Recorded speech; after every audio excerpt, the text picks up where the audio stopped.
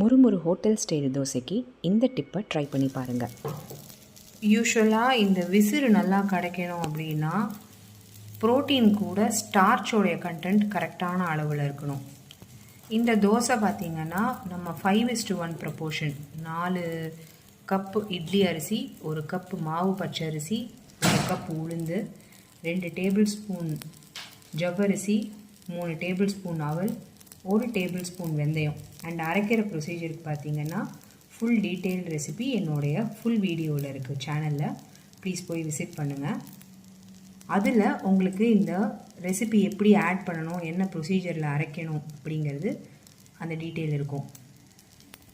So இந்த ப்ரப்போர்ஷனில் அரைச்சிங்கன்னா அப்படியே கல்லை விட்டு, நான் ஆயில் ஒரு ட்ராப் கூட யூஸ் பண்ணலை, பட் அப்படியே கல்லை விட்டு அந்த மாவு வந்து ரைஸ் ஆகி அப்படியே வெளியே வரும். அண்ட் சாஃப்டாகவும் இருக்கும், கிறிஸ்பாக இருக்கும், அதே சமயம் சாஃப்டாக இருக்கும்.